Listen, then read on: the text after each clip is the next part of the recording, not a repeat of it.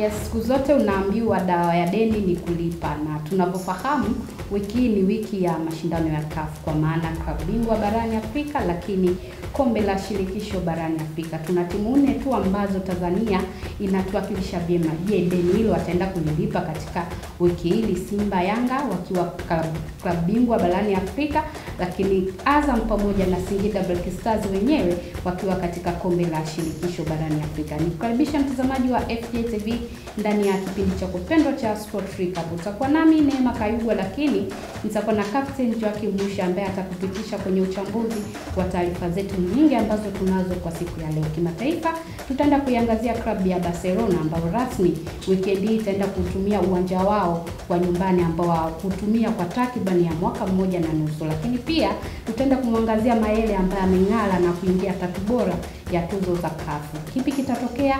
Atakuwa na ushindani na nani? Endelea kusalia nasi, tunarejea muda si mrefu.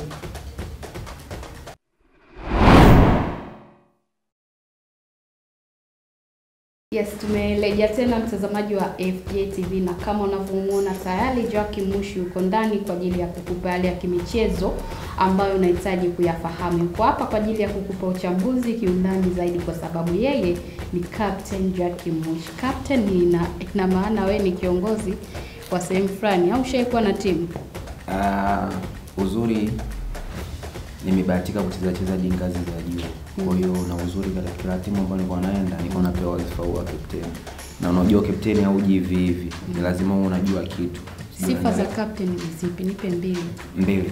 Kwanza uwe na nidhamu, ili ujue unachokifanya. Ujue unachokifanya, lakini kuwa na nidhamu katika timu eti. Yeah. Sio timu, sehemu yote. Sehemu yote. Ni maana nje ya uwanja pamoja na ndani ya uwanja. Yeah. Sawa.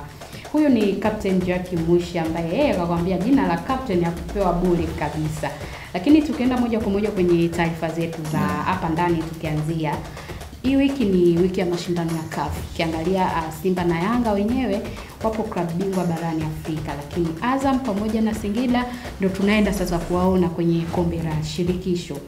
Tuanze na Yanga ambaye kwa siku ya leo anasafiri kwenda Zanzibar. Tunavyojua mechi zake za nyumbani atatumia uwanja wa Amani. Lakini kwa Simba yeye kasalia pale Benjamin Mkapa, ambapo anasema kwa Mkapa hatoki mtu.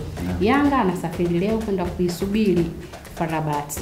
Lakini wenyeji wao ama tuseme wageni watakuja siku zijazo. Tuanze kwa Yanga ambaye ataenda kuanza maandalizi. Amewahi sana kwenda Zanzibar au kachelewa? Kwa Yanga ni sahihi. Yanga huwezi sema kawai ama kachelewa. Kwa maana gani? Zanzibar na Tanzania ni kitu kimoja. Yaani unaweza kaenda leo asubuhi, jioni ukarudi. Kwa hiyo kwa Yanga kwenda leo Zanzibari naona hawajachelewa, kwa maana bado hapo kuna siku takriban 3. Kwa hiyo ni vizuri wao kuwahi, kwa sababu wao ndio wenyeji. Wao ndio wanabidi wafike kule, wajue maandalizi wanayapanga vipi, wajue mbinu zao wanazipanga vipi, wajue yani mgeni anakufa vipi. Sijui unanielewa? Kwa maana tunajua mechi zetu za Kiafrika, tunajua kuna vitu vingi huwa vinafanyika nje ya uwanja. Sijui unanielewa Kayugo? Kwa hiyo Yanga ni lazima wafike mapema, ni Amani, waweze kupata hata ile pitching feeling, tujue unajua mazingira pia hali ya hewa, kwa sababu Dar na Zanzibar hali ya hewa ni tofauti. Unaweza kwenda kwa kuta joto, unaweza kwenda huku ukakuta kuna hali ya utofauti. Kwa hiyo kwa Yanga kuwahi kutangulia mapema ni vizuri. Wanakutana na wenyeji wageni wao tuseme, kwa maana FC FAR Rabat ambao ni mabingwa wa msimu uliopita wa Morocco. Lakini wamekuja kwa kasi sana, wanatafuta yani wanajijengea au wanataka wajenge jina lao katika klabu bingwa. Wezao ukiangalia timu zingine za Morocco tayari zinajulikana hizi Wydad umeona zinajulikana, lakini wao kidogo walipotea. Wanaenda kuanza na Yanga ambao pia na wenyewe kwenye michuano hii ya klabu bingwa Afrika bado hawako vizuri. Ni mchezo wa aina gani kwa ufupi, kwa sababu ni siku ambazo tunazo ni nyingi ya kuelezea? Kwa ufupi utakuwa ni mchezo mgumu sana. Kwa sababu gani? Tunajua FAR Rabat ndo mabingwa wa Morocco. Na sio tu mabingwa, yani FAR Rabat wameenda kuvunja ule umwamba wa Raja Casablanca na Wydad. Sijui unanielewa? Kwa sababu unapozungumzia timu kubwa nchini Morocco hutoacha kuzitaja Wydad na Raja, lakini sasa hivi unamuongeza FAR Rabat. Kwa hiyo itakuwa ni mchezo mgumu, na Yanga tunajua msimu uliopita haukuwa mzuri kwao kimataifa, lakini msimu huu usajili waliofanya, tumeona benchi la ufundi limebadilishwa. Kwa hiyo mimi naamini utakuwa ni mchezo mzuri, pia utakuwa ni mchezo mgumu, kwa maana tunajua Waarabu wanapokuwa. Waarabu ni watu ambao wanacheza kwa mbinu sana. Yaani mbinu zao zipo hadi nje ya uwanja. Sure. Kwa kipindi ambacho Yanga wameingia kwenye klabu bingwa na kushiriki mara hii ya 3. Naam. Nje ya uwanja wafanye kipi kwa jinsi unavyofahamu, lakini ndani ya uwanja pia wafanye kipi ili waanze vizuri kwenye michuano ya hatua ya makundi.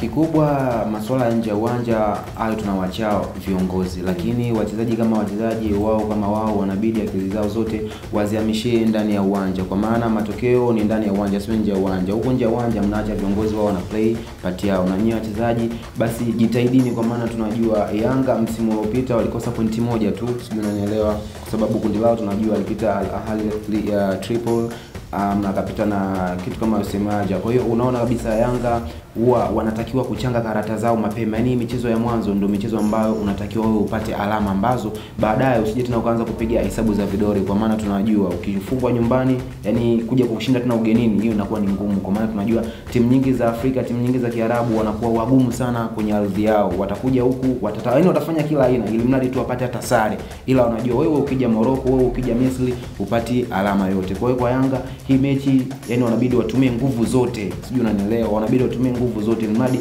wapate alama 3. Yeah. Eneo la kiungo kwa upande wa Yanga kwa hivi siku za hivi karibuni halijakaa sawa. Tuliongelea jana, ukaongelea kwamba zile kutoka kwa Aucho, hata walimu pia ndipo ambako kuna sababisha baadhi ya sehemu zisiweze kukaa vizuri. Eneo la golikipa tuliache kwa sababu golikipa hapanguliwi, labda aumwe labda hivyo, lakini pia backline ya Yanga sina shaka nayo. Eneo la kiungo na eneo la ushambuliaji. Eneo la kiungo tuanze kwa namba 6. Unatamani nani aende kuanza katika hii mechi? Yoyote ambaye unaona ana kiwango kizuri. Kwa mimi kwa hizi siku za karibuni sikufichi Kayuba, mimi natamani kumuona Aziz Ndambwile akiendelea kuamini kwa kikosi cha Yanga. Kwa maana gani?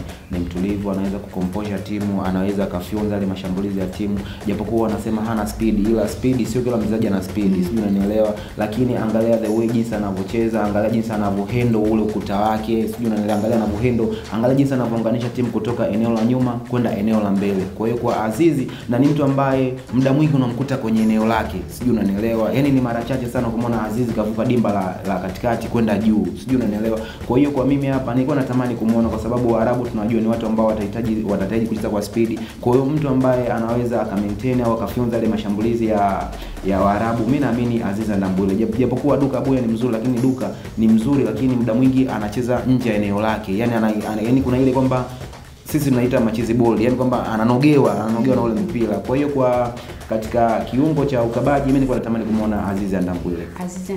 Tumalizie kwa wapinzani wao ambao ni wapinzani wa jadi.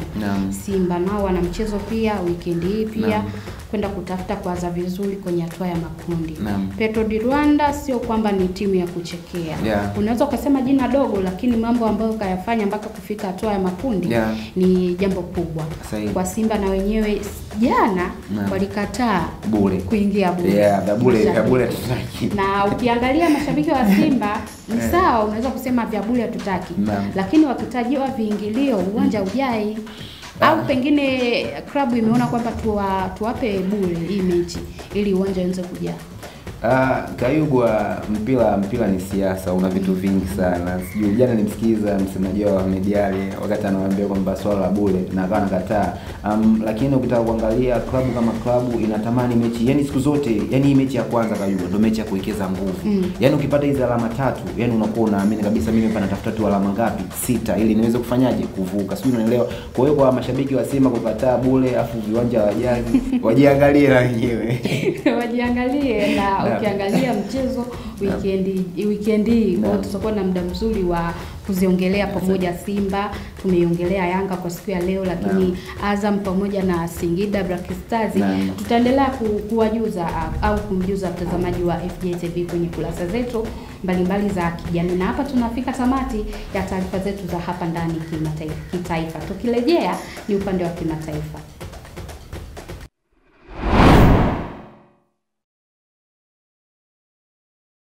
Tumerejea tena mtazamaji wa FJTV, na wakati huu ni wakati wa kimataifa zaidi. Ukiangalia Mushi, viwanja vyetu vya nyumbani unakuta ni wiki moja marekebisho kinafunguliwa.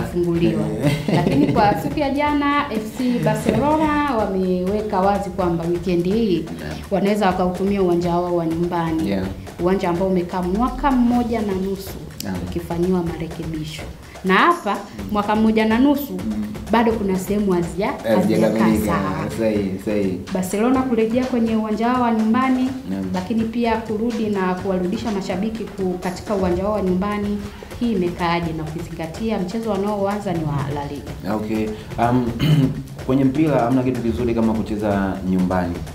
Yaani kwa maana gani? Unacheza nyumbani, support yote inakuwa ni ya kwako. Kwa sababu gani? Leo hii Barcelona wanarudi Spotify New Camp, uwanja wao ambao takriban msimu mzima hawakuweza kuutumia kwa chochote kile.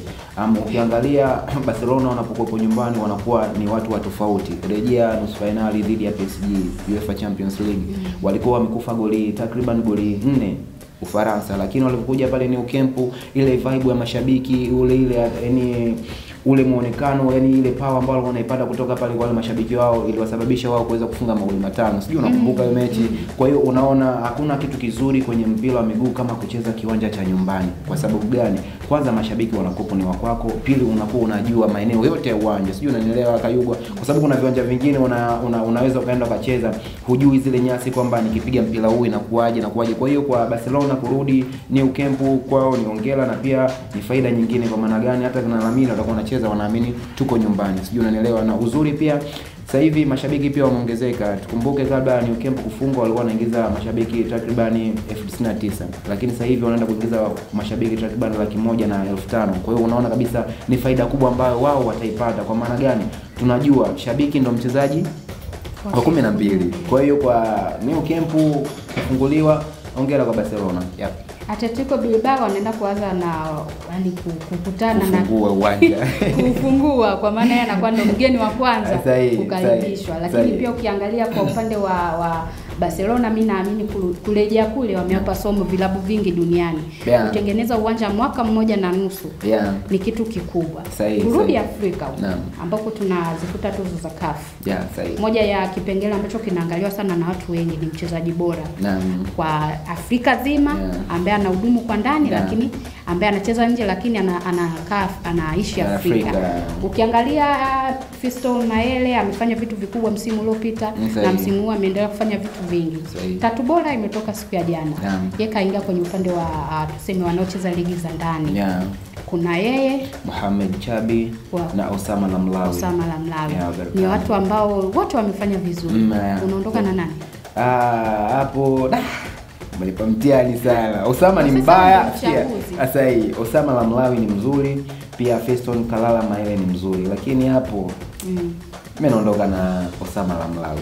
Kitu ambacho pia naweza nikasema naungana na wewe ni kwamba taifa la Kongo ndilo ambalo litamwangusha Mayele kwenye sure. Kwa sababu nikiangalia kwa timu kafanya vizuri upande wa club. Kachukua ubingwa wa Afrika msimu uliopita na bado amechukua mfungaji bora wa ligi. Kwa ni vitu vingi ambavyo akavifanya, lakini kwa upande wa national team kidogo. Ukiangalia Osama Lamlawi Morocco imefanya pia yeye mwenyewe amefanya vizuri, na Belkane tunajua. Yaani hapa kati ya Osama Lamlawi na Mayele kuna ugumu, kwa maana Mayele kachukua klabu bingwa, Lamlawi kachukua shirikisho. Sijui unaelewa. Kwa hiyo sasa hapa kazi ipo. Yaani mimi nadhani tukimalizia, mimi nadhani kitu ambacho kitaenda kumpa pointi nyingi Osama ni utaifa. Kwa ngazi ya klabu kila mtu kafanya makubwa. Tunajua, lakini Kongo bado haijaisha huko. Wanaweza akafuzu na wenyewe World Cup. Sijui unaelewa. Sawa mtazamaji wa FJTV, mambo ni mengi lakini muda wetu haututoshi kuendelea kukujuza yote ya kimichezo ambayo unahitaji kuyafahamu. Kwa taarifa nyingi ambazo utataka kuzijua na kuzifahamu, pia endelea kufuatilia kwenye kurasa zetu mbalimbali za kijamii. Instagram utatupata, TikTok utatupata, lakini pia YouTube utaendelea kutupata kwa taarifa na vipindi vizuri kabisa ambavyo vinafanyika hapa. Ulikuwa nami Neema Kayugwa, lakini nilikuwa na Captain Joakim Musha ambaye amekupitisha kiundani zaidi. Unaondokaje leo? Mimi naondoka kama Osama Lamlawi, mchezaji bora wa Afrika. Mimi nampa Mayele mweusi mwenzetu. Kwani Lamlawi sio mweusi? Endelea kusalia nasi na tukutane tena katika vipindi vijavyo hapa ndani ya FJTV.